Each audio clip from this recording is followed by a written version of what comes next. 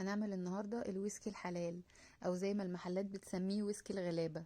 وطبعا ده مشروب اساسي بيتقدم في محلات الفول والطعمية والكبدة والسجق ومحلات المشويات الكباب والكفتة في مصر. هنعمله بطريقة جميلة جدا.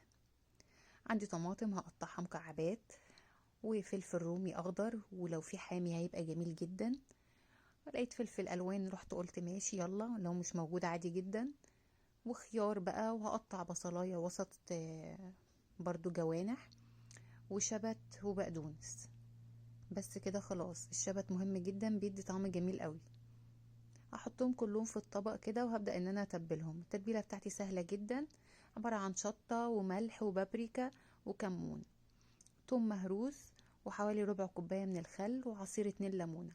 بالجوانتي بقى كده تلبسيه وتبدأي تدعكي فيهم كويس علشان كلهم يمتزجوا مع بعض. وتكوني مجهزة مية باردة وتحطيها فيه يدوب كده، ما تغطيهوش، وتحطيه في التلاجة ساعة. هنا بعد ساعة بقى جاهز معايا. ممكن بقى تجيبي الكوباية وتحطي فيها تلج وتحطي فيها العصير، بس انا ما كانش عندي تلج. تصبيه بقى في الكوبايات وتقدميه مع الاكل، بجد فاتح للشهية جدا، ومولع نار مشطشط.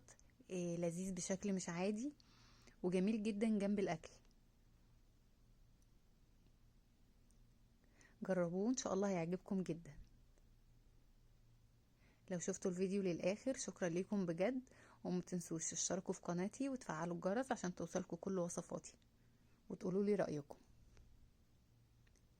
وبس خلاص.